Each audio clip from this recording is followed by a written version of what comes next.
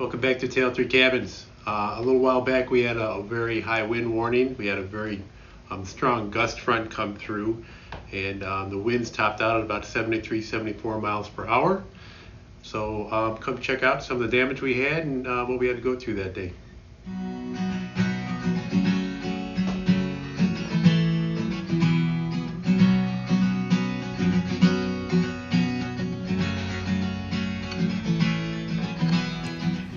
Okay, so about 12:30 p.m. the main gust wind came in, and it took a couple trees down our driveway.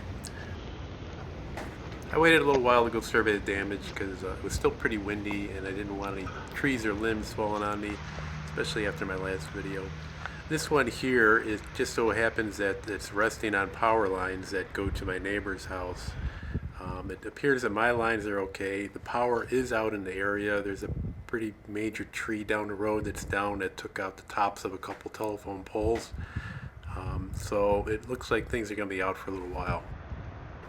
Now, we did report the power outage like you do when you call, but there's no way of telling them that there's a tree on the power line. So I ended up calling the fire department. I told them I did not want them to come out, but could they notify the power company that this tree was on the lines and that they're going to have to take care of it. Now, it is blocking our driveway, and in the back of my mind I thought about taking it down, knowing that the power was out down the street. My only concern was damaging my neighbor's house, maybe pulling the wires too hard and pulling the mast off his house, so I thought I'd let it go and wait for the power company to handle it. About 4 hours have gone by since the trees come down. The wind's died down a little bit. It's still kind of windy, but I thought I would take care of this tree, get it out of the way before it starts getting dark for the evening, and just get it out of the way of the driveway for now.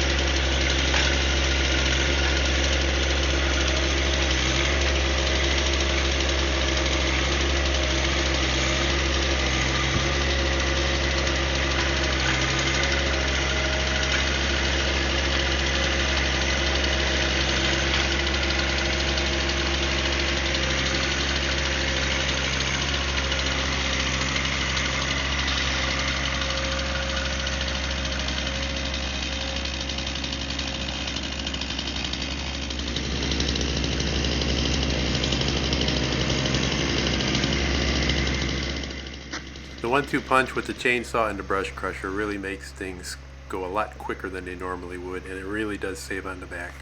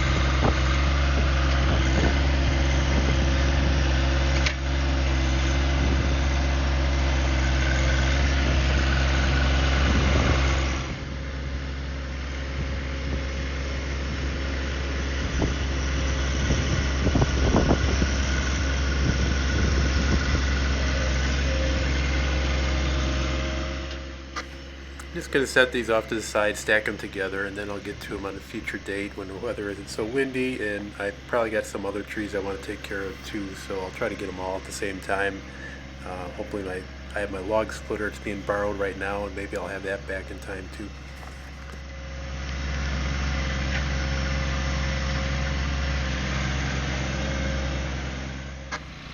Shortly after the power went out, it sounded like it was going to be a while before it's going to be restored, so I pulled out the generator, and I'll go over that a little bit later on how I kind of backfeed into my house. It was a pretty good windstorm. It affected other areas and other states as well. And usually what happens when the power company's inundated with so many calls is they'll send out one guy that kind of scope things out, and then he'll determine what type of crew needs to come out.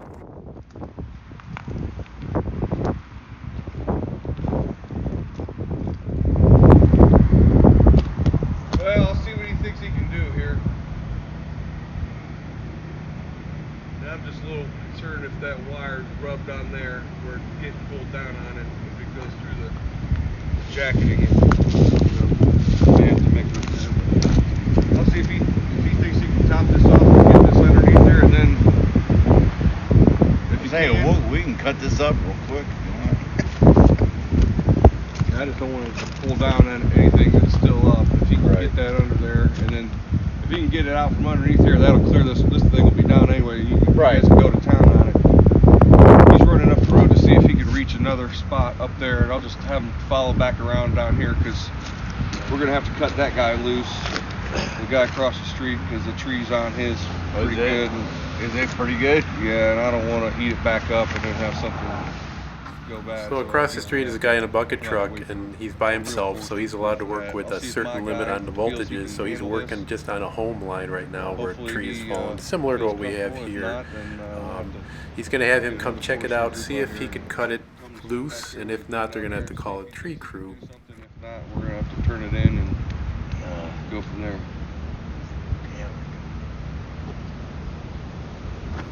I went back to the house. I was doing some work in the upstairs of the garage and down the driveway. I could see the flashing lights, so the guy did come with the bucket truck, but he did not cut the tree loose. So what he did is he disconnected the wires from the pole coming off the transformer, so when they re-energize the street, these wires won't affect it, and they can get power back to the majority of the people on the street.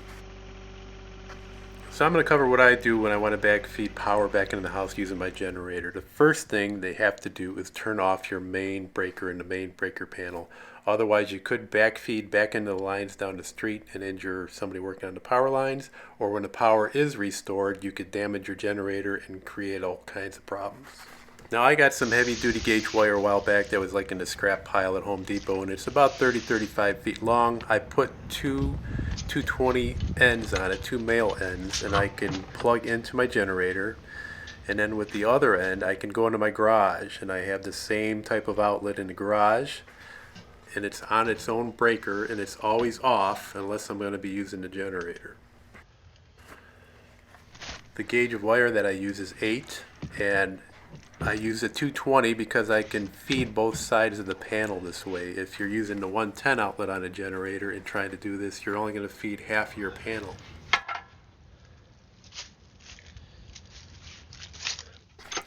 So once I have everything plugged in and ready to go, I had the main breaker off, I can start the generator, and then I can flip that breaker in the garage, and I can backfeed into my house, and I basically power it like we never lost power.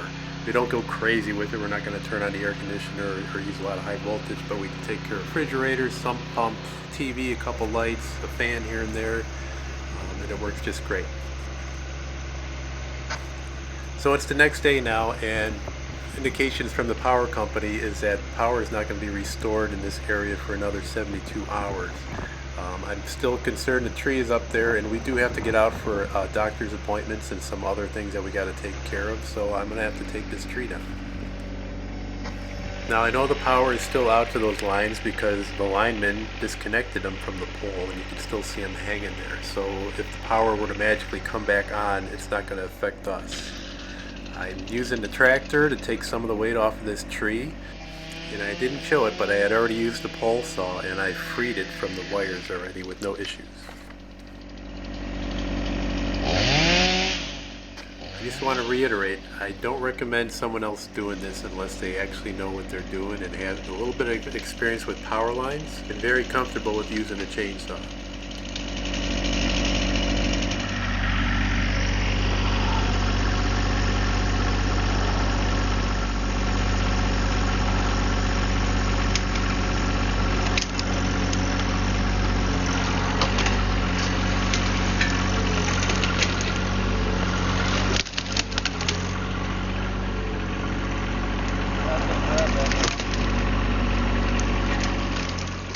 This is a little hard to grab right here, and it's not because of the brush crusher itself, it's because I did not trim a lot of the branches off the trunk.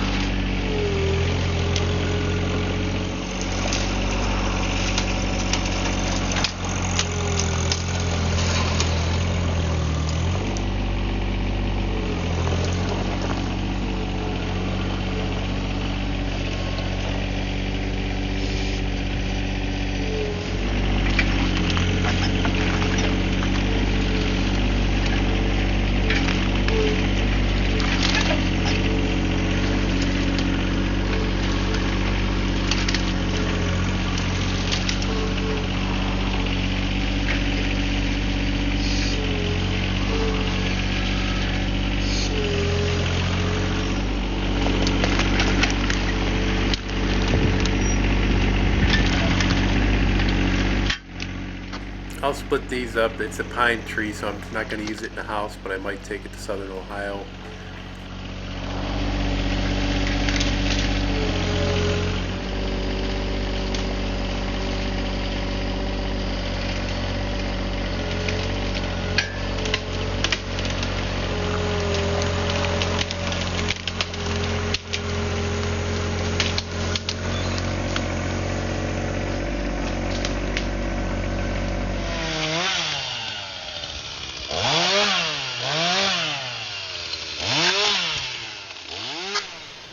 This is really going pretty quick. I gotta say, from start to finish, it's about 15 to 20 minutes. If I didn't have to move the camera on and stuff like that, it would have been quicker.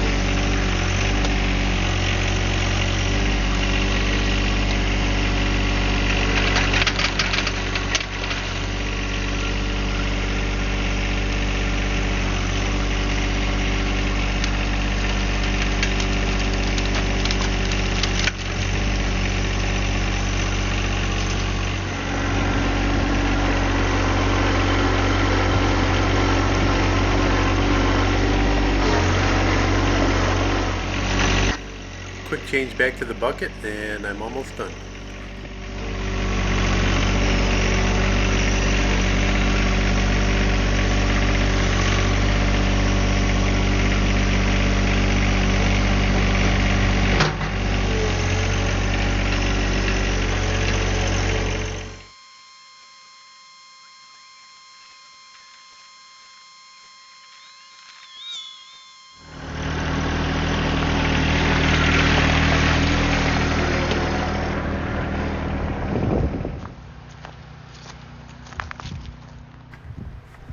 driveway's all cleared out. We were able to go to our appointments. We did a little takeout. We were coming back in the evening here, and guess who's in our driveway? He reattached the wires by the transformer for my neighbor. He's checking out the other wires, making sure they're okay. I appreciate everybody watching these videos. I hope you subscribe and enjoy them. Hit that like button and keep an eye on us. Take care, everybody.